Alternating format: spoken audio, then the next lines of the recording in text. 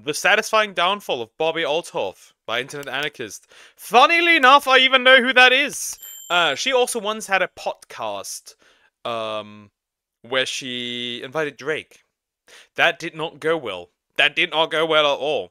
She's pretty much just like somebody who started a random podcast, and that podcast has fallen off. Though I'm curious what else she has done. So let's just get into it.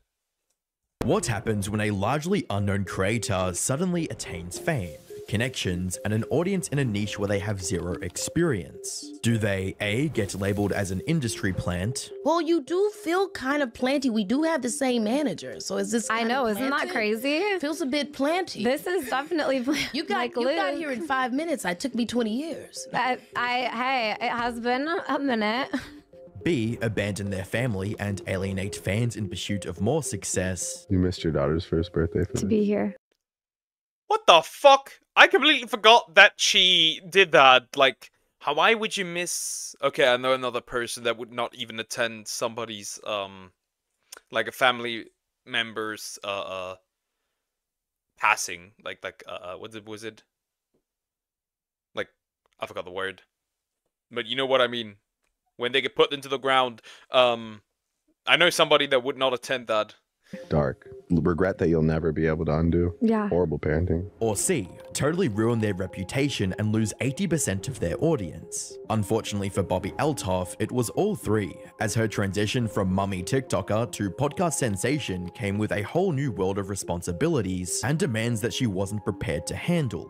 Hi, I'm the Internet Anarchist. I create weekly YouTube documentaries. Funeral, that's the word. And today, we'll be delving deep into the meteoric rise and fall of podcasting's favorite industry plant, Bobbi Althoff. How she rapidly rose to the upper echelons of the podcasting world, what she did to turn her entire audience against her, and why, despite the success, her career is slowly fading towards irrelevancy.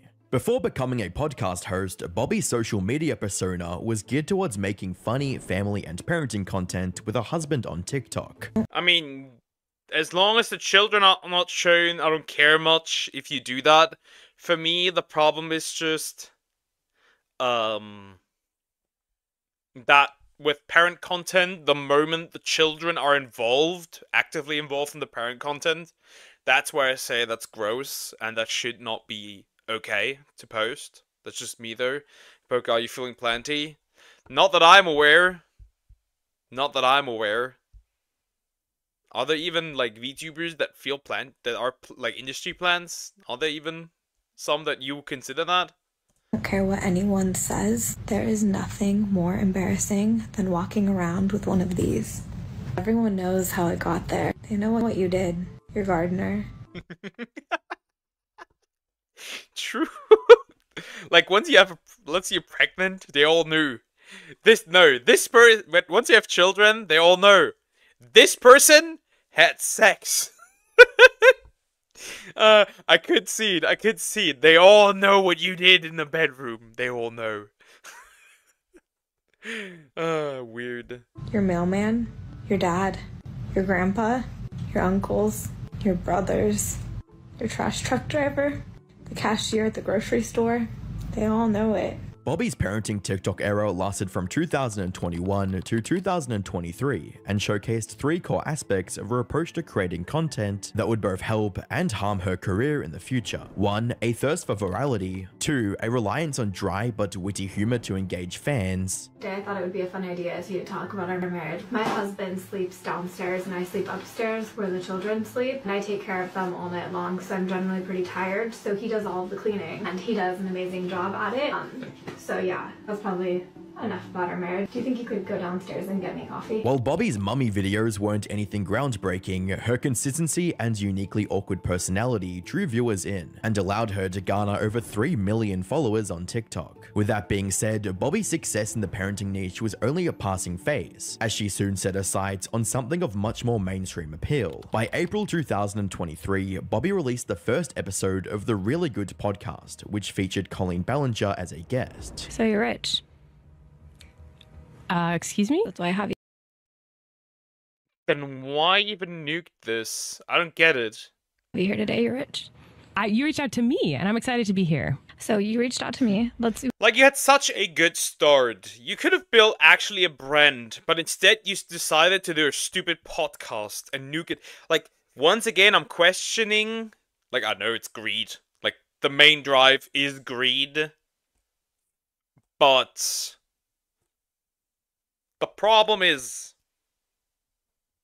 that where does the logic come from running what works into the ground for more virality? I don't understand. we don't have to get into the details about it. I know you're a little bit maybe embarrassed. I'm also clinically depressed. I'm depressed too, but I'm not on I would probably as well. Welcome to the club.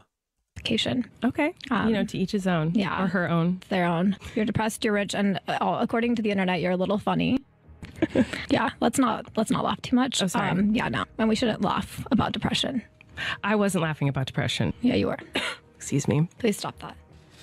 Are you serious right now? A lot of tears that happen. Do you post those on social media for views, though? I would disagree with that. Well, this is Phil Brainrot. Is this the editing from the video, or is this the editing from Internet Anarchist?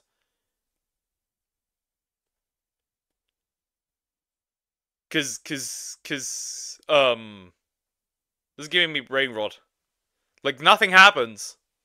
Is this like similar to like the Hawk Tour chick, where like it's a podcast that does quite literally nothing, it serves no purpose? You want people to see you crying. Is that so they can feel emotional about what's going on, and they'll be like, I'm not going to hate her because she has feelings? Well, that would be manipulative. I don't think that's manipulative.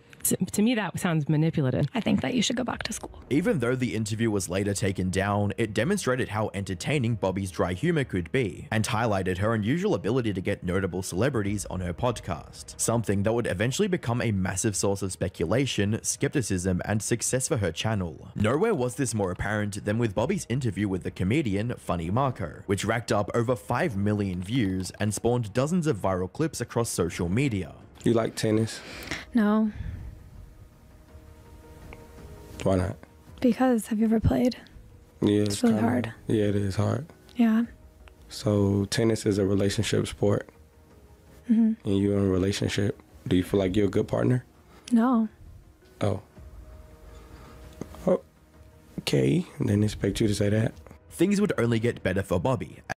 But why does this feel so awkward? Isn't Anarchist has its own skeletons from the old TF2 days? Who of these big creators doesn't have? I haven't had the chance to have skeletons. As she leveraged the popularity of her previous interview to get Drake on her next episode. Do you think I'm bad at rapping? I've never What's heard your favorite? What? Nah, you're not bad at rapping, but you do like talking about other guys' women a lot, which is interesting. I don't know what's the problem, but I guess here as well. I think that was the podcast that did the most damage currently. You've never heard what? Maybe on the radio, your music. What? Any of your music. Okay, so you've never heard. You were gonna say you've never Any heard of your a Drake music? song? No. Ever? Not that I can think Never of. heard a Drake song. Can you sing one? No, but like I'm just asking you, like, are you gonna be one of like those people who's like, I've never heard you before? Not that I would recognize. Like, oh, that's What? Drake. Bobbi's dismissive approach to interviewing Drake immediately struck a chord with fans, as they'd never seen such an acclaimed artist put into such an awkward situation. This translated into the video receiving around 10 million views and attracting over Not bad, not bad. Bogo doesn't have skeletons, he is an orange. Yeah, I can live with that. 500,000 new subscribers. An interview of this caliber not only exposed Bobbi to a broader audience, but gave her what was essentially a free pass to get any other artist in the industry on her podcast. However, the interview wasn't all positive for Bobbi. Eagle-eyed viewers would notice a highly flirtatious side of Bobbi's personality that wanted something more from her guests despite being Like, why are you flirting with Drake while being married and having a child?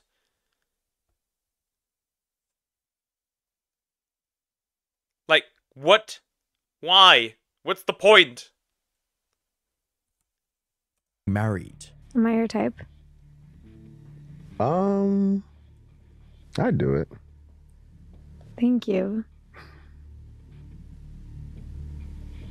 Like I'd do it. There's you Not an it. I know. I just meant like. Don't lie to me. Don't lie. I'm gonna throw that bottle at him and her. What the fuck? Stop this! You are married! You are married and have a child! Just like me. Stop this. To the people watching this. And don't spill water on my couch. Why are these so awkward? This feels awkward to watch. I feel embarrassed. I do think. Yeah, pretty much. This feels awkward to watch. Combine this with the fact that Bobbi skipped her daughter's birthday to interview Drake only degrades her reputation further.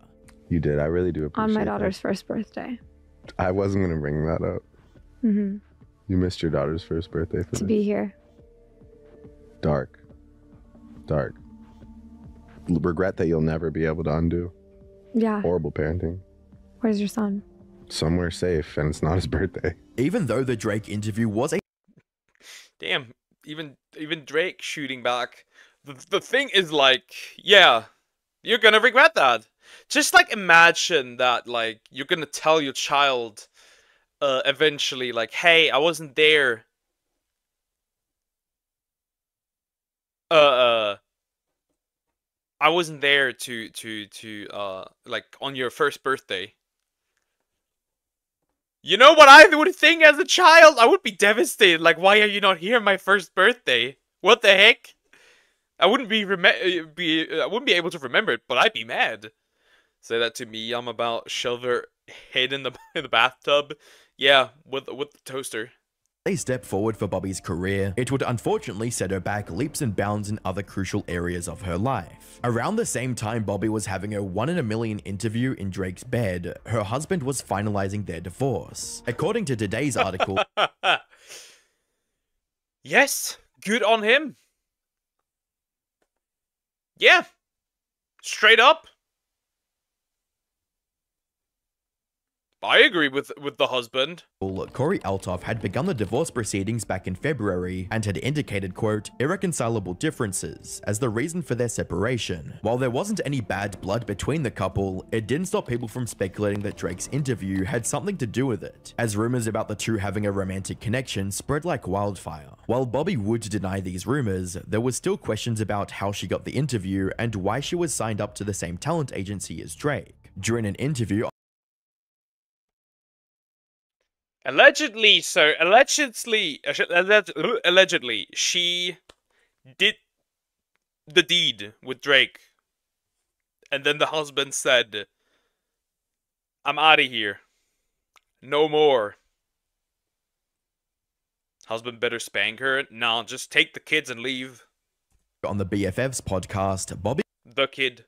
claimed that she contacted Drake after he engaged with her viral posts. But yeah, then Drake liked one of the videos I had uploaded and he followed me. I didn't realize it at first. Marco called me and he was like, Bobbi, look who just followed you. So I filtered it to verified only people. And I was like, oh my God, like why would he follow me? He's like, he liked the video.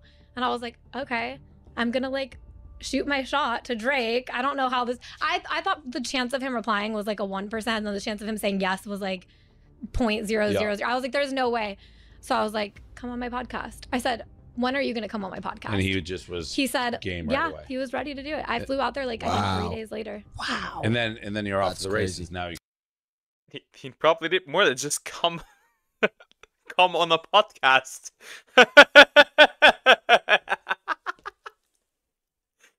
She did probably a lot more. There is a solid chance that she did a lot more than that. So she gave a lot of BJs, and then probably, I would assume, there's a solid chance that that is the case. You can kind of get anybody you want. Yeah. Reaching out to Drake this way seemed like a plausible explanation for why a big-name celebrity who hardly does interviews would drop everything to be on an upcoming podcast. But it didn't explain why Bobbi was signed to the same talent agency as him. I posted the thing. I got a message from Andrew at WME. He says, like, I'm part of the touring team. Can we talk? I said, just imagine that your job is professional yapper. Damn. I should start my own podcast, and I'm gonna make them really awkward, and then they suddenly get successful. Should find some VTubers to do that with. Okay, because I had like I didn't know what I was doing. They signed with me that night, and then So you just didn't meet with anybody else. You're just like, this guy hit you from first person. Boom. Well, I knew I knew a lot. Drake is signed by WME. Yeah, right? they're huge. Yeah, I was like, but there's a lot of huge massive people yeah. out there. But I was like, they're like reputable, and I need help now. So Right. I'm not like I wasn't. They sounded great. They sounded like they knew what they were doing. They jumped in. I had like that day. I had a team of 15 people help. So There is no. You jumped on a lot more than they jumped. You jumped on a lot more than they did. you signed with them after Drake. Yeah. Because the plant theory I know is that they helped like me get him. William Moore signed you. Yeah, and I know. I then hate that. They're taking credit for my Yeah, they're my world. DM. did it, yeah. Yeah, I was like, that's not. So yeah, I mean, I feel like I did all of the hard parts, and then now I have help. But like, I did all of the like getting there. Bobbi signing with WME after securing the Drake interview implies that they saw her as a viable long-term investment solely because Drake was interested in her. Also, the information about her meeting Drake wasn't public knowledge until after she signed with WME, which means WME had to be informed about Drake's interview with Bobbi by someone on the inside. Whether that was Drake or someone else is unclear, but the way Bobbi tries to play the situation off as a coincidence seems disingenuous at best and deliberately misleading at worst. Oh, I just randomly joined his talent agency and I randomly got contacts.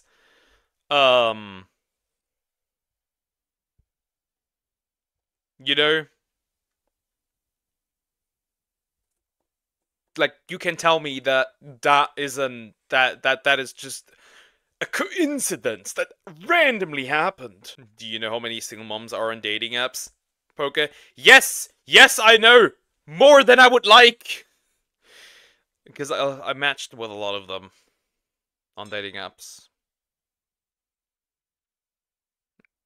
Yeah, she's pretty. She's got a baby face. Drake's ideal type. Good God. We're only missing the date. We're missing nothing. Perfect.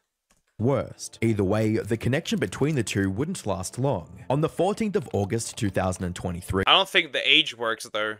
Bobbi's dream interview was taken down, and the pair unfollowed each other on social media. Even though Bobbi didn't directly address the abrupt change, she did release a video with her unamused expression at Drake's concert.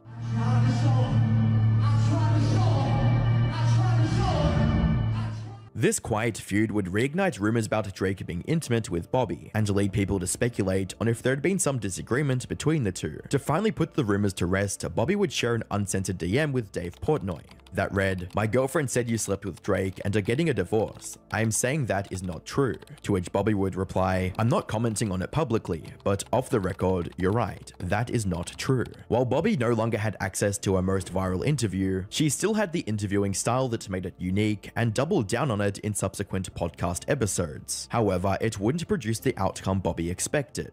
You need a little bit of seasoning.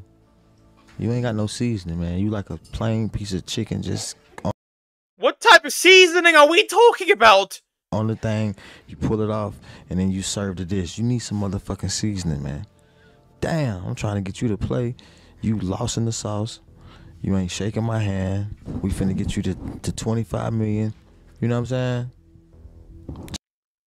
He is trying to get that. He is trying to give her that kind of seasoning. This is killing brain cells. Yes, that's the point. He's giving her that kind of seasoning, huh? Just a little Have sprinkle. a great day, of seasoning. Offset. Just a little seasoning. All right, you can leave now. This is my hotel. I paid for this motherfucker.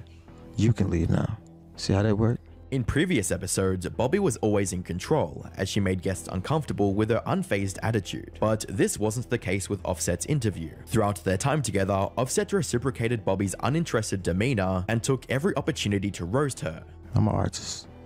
Okay. What do you do? That's the question. I interview people. Why? Because I want to get to know them. Why do you want to get to know me? I didn't. You did. Your team reached out to mine. Don't cap. What is going on? So Bobbi's a journalist. No, she started as a TikTok mom, and then started podcast stuff, and now she's getting cooked. Let's not cap about that. That's not flex for the gram. Uh-oh. CAP. Cap. What was that? Are you trying to make a song right now? No, it was cap. Okay. Wasn't. You should Actually, try to make a song. I honestly don't know how this came about. I'm not gonna lie to you. Me either. Okay. This is so awkward. This is so awkward.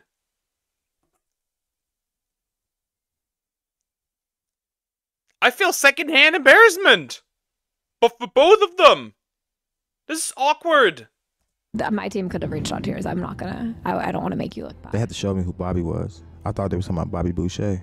Yeah, they had to show me what The Offset water, was. the water boy, because you like water, so it I've matched. never- yeah. It matched a little bit. Never heard of Offset. In The my water? life. Yes, you have. Have not. I googled Damn. you on the way here, and I read something about you. I had to go on TikTok. I couldn't even Google you. Clips from the interview would go viral across social media, as users finally got to see Bobbi get a taste of her own medicine, with comments reading, "This is probably the most challenging interview for Bobbi so far. This was hilarious, the worst job by the interviewer and the best job by a guest," as well as, "Watching Offset annoy her to her core, as she does everyone she interviews, was the happiest moment Offset is not having it. True. Strike too hard. Yeah. Maybe even to get viral clips, who knows? I've had in a while." Bro was shitting on her the whole interview. This was a clear sign that fans were tired of Bobbi's interviewing style, of demeaning or putting guests down. After all, no one wants to see their favorite celebrity get insulted for an hour straight. Unfortunately, Bobbi realized this fact a little too late. By the start of 2024, fans were leaving her channel in droves, as Bobbi went from getting millions Fans? Like, what fans? Like, huh? To TikTok I couldn't even Google. He's crazy. Yeah, that's a good roast. I think I'm gonna utilize that. of views a month to barely scratching 1 million. The worst part about it was that the few who stayed were looking for any reason to hate Bobbi and her podcast. From people roasting her in the comments for being a talentless host to labeling her as an industry plant. The novelty of Bobbi's stuck-up persona had worn off, and the internet wouldn't put her on a pedestal anymore. You're not an industry plant, right? I am, but... So wait, what is an industry plant to you? I mean, I don't truly know. Well, what is that? I feel like it means I don't know. I mean, the industry is helping you. I don't know where. I know I applied and they were like, You were placed. Your fame is simply. I think the definition pretty much is you were placed by the industry, like a talent agency or stuff, and you didn't really do anything to achieve what you've achieved.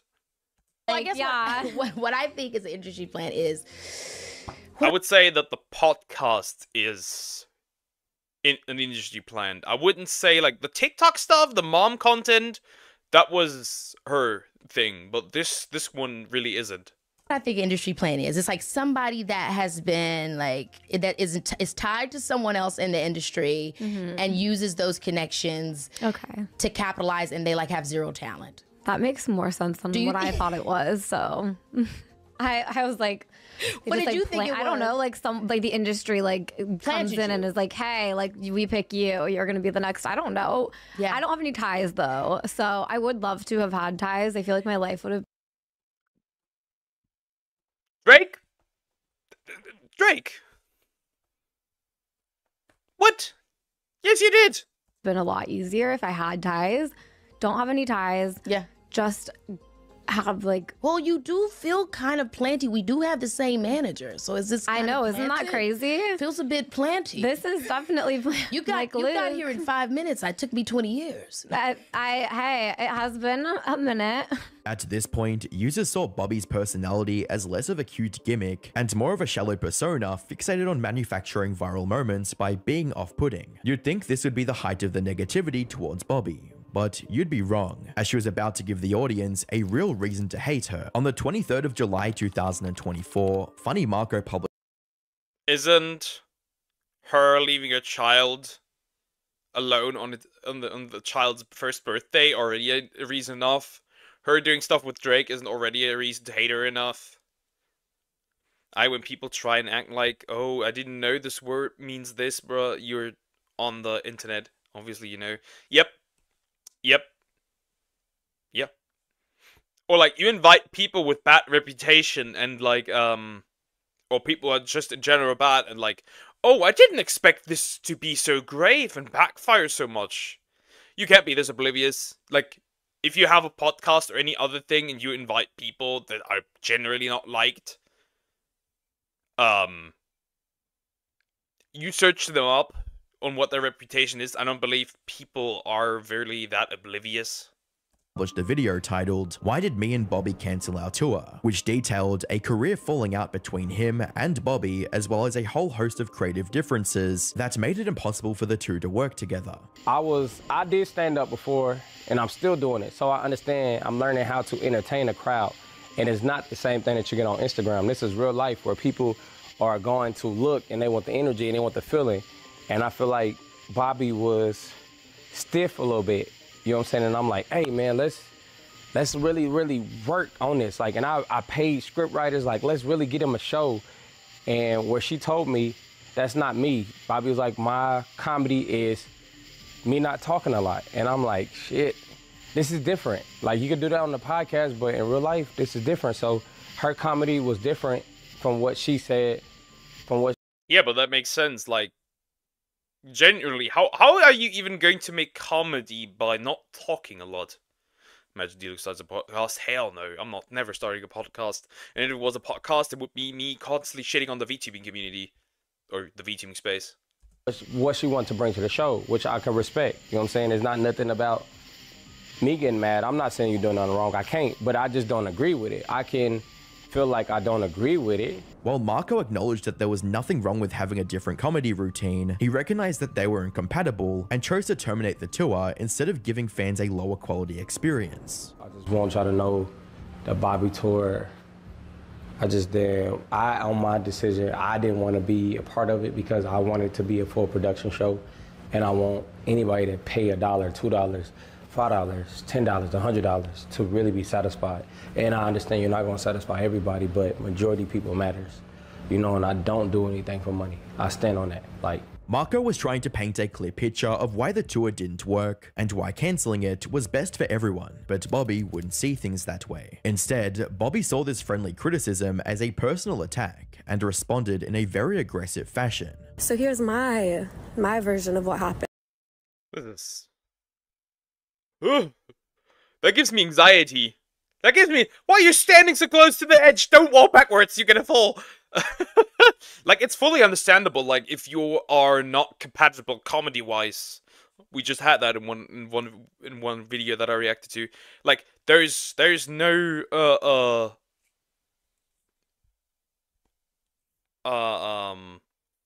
there's, like, no shame in saying, hey, we are not compatible, and, like, just, like, cutting the thing off, like, cancelling it. Makes sense, right?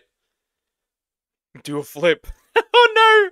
I would help you shit on said community poker. Oh yeah, I'd have a lot to use. Last year, we were supposed to go on tour, and I backed out last minute because my husband had just left me. I just had surgery, and I was super nervous going into this because I was not prepared. And I text Marco, and I said, Marco, I'm so sorry to do this, but I am so depressed right now. I literally want to myself. He doesn't reply to me, and then he unfollows me. I woke up from surgery actually to him unfollowing me, and not only that, in the coming weeks he would go on multiple. Yeah, who doesn't? Hey, you guys, what's the first you do when you wake up from a surgery? You check your phone. Like, this did not happen. Multiple podcasts and talk about how much he didn't fuck with my style of humor. For context, the surgery Bobbi was referring to was cosmetic in nature and wasn't as serious as she made it out to be. Kind of up my face. So I went in to get my zit injected and I left with Botox in my forehead, which, you know, that's fine, that's normal. I had lines here, they're gone. Here's where I really up. I got under eye filler, so that's why it looks like I have 2 black eyes. Can't smile still. Returning to her angry response video, Bobbi would try to demonize Marco and make herself look like a victim by claiming that he was forcing her to perform on stage. During this tour, I'm trying my best. Every time I'm telling him, like, Marco, he's like, you need to do this, you need to do that. And I'm like, Marco, I'm trying my best, but like, it's hard for me to get out of my comfort zone of like, I have social anxiety, like debilitating social anxiety. That's why this whole thing of me, it's not fully a character. I actually am socially awkward. I'm socially awkward. It's embarrassing. I don't want to be, so I lean into it. And I am doing my best on this stage. Our last show, I try my best to... Raccoon eyes. Like, it feels like she's kind of pulling it out of her ass. That's what it feels like. Get out of my comfort zone. I drink a little, and I thought it went so well. I was like, Marco, I did everything you said. And like, I actually felt really good about it. I felt like I really got out of my comfort zone. I really felt good about it. And he's like, yeah, you killed it. It was great. Fast forward a couple more weeks, and I hear from my team that he canceled it. And I'm like, what the hell? Marco canceled the show. Like, why? They're like, I don't know. So I'm like calling him. Doesn't answer me. I'm like, okay, congratulations on the baby. Doesn't answer me. He just won't answer me. But then he's tagging me in posts of Taylor Swift dancing and being like, that's Bobbi. And I'm like, okay, at least we're still cool. Fast forward to today, and I get tagged in a video of Marco standing by a pool talking to everybody about why he canceled the tour. You'd think with Bobbi's reaction to the demands of the comedy tour that she'd never want anything to do with them, but it was the exact opposite. With all of that said, I'm gonna go on my own tour since you don't want to go on tour with me anymore, and it's gonna be funny.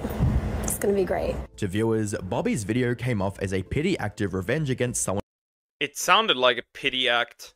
It did sound like a pity act, and I still want to see what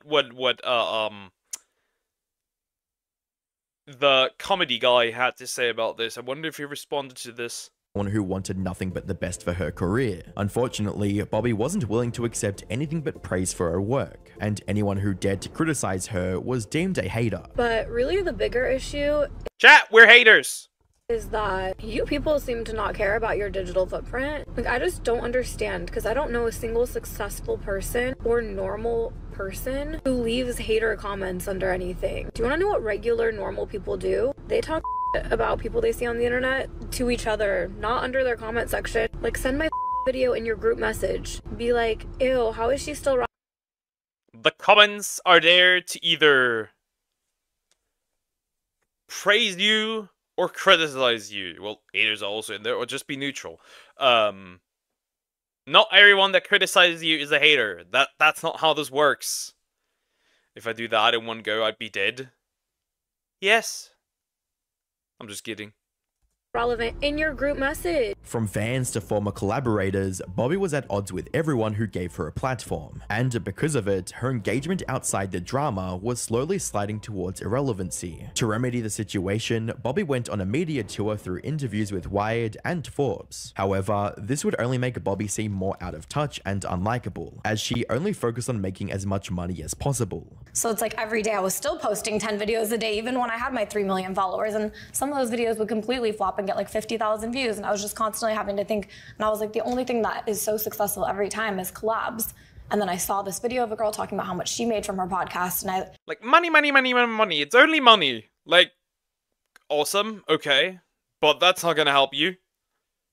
Like, if everything you do is targeted towards or chasing money, you're going to fail. Bro's trolling herself, pretty much. She's cute, though her personality doesn't help her case. She can be as cute as she wants. She has a horrible personality. She's greedy. That's what it at the end of the day is. It's greed. I think I mentally decided that she made like at least 300 a year on her podcast alone, and I was like, that's what I need to do next. Like, I need a podcast. So I started it. It was first called So You're Rich. And Was I was it? Yeah. And I was interviewing rich people. Money, a recurring theme. I didn't grow up. Also, after the surgery, she looks slightly worse. For some reason, she looks more puffy than before. Just me, though. With money, I am on a lifelong You want journey to money. get money. I love. while doing as little work as possible. I don't have any talents. You have talents. You're That's a gonna be podcast. clipped, and people are gonna be like, "Yeah." No, you have talents. What you have an interview talent, and you said, what is your? Do you have any journalistic background? No, just a community college journalism class. What is your interviewing technique? Just no research. Show up. One of the recent examples of Bobbi's apathy and lack of care for her career. Damn, no research? Just show up? Like, at least, like, look at what the person is like, and, like, I don't know, I would really prepare to, like, meet them, write down questions that I would want to ask, topics about that I would want to interview about, like, she really does nothing. Like, absolutely nothing. It was the first and possibly last episode of her vlog series. Hi, nice to meet you. I'm Bobbi. I've been told that I can dance really well. Yeah. You want to try to do the dance with me? You don't want to do it with me?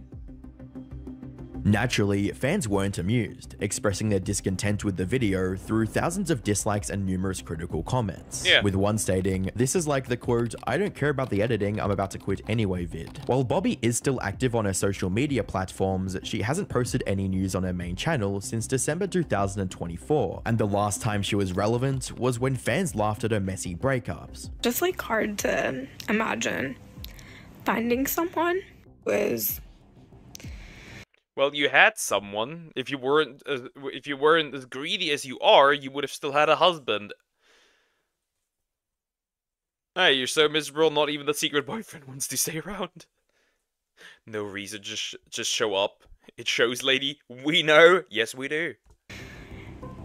like truly good for you. It's hard to imagine there's a world where there's like someone who's Whether Bobbi realized it or not, the things that made her Real. I can relate to that with her. There's probably a world.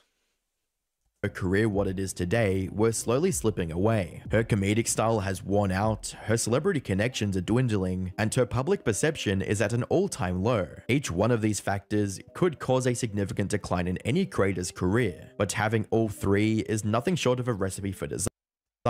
While it's too early to judge the future of Bobbi's career, it's important to remember that though she had achieved her dream career in a relatively short time, she could lose it just as fast if she's not careful. Pretty much, that's it. That's the end of the video. Or if you hadn't with the kid diddler. True. Husband would have stayed. Yeah, if you instead of went to the Drake interview, you could have, you know, spent your time with your child who had its birthday on that day. I think this all comes down to greed, so it's 100% deserved. Like, good riddance, Riposo.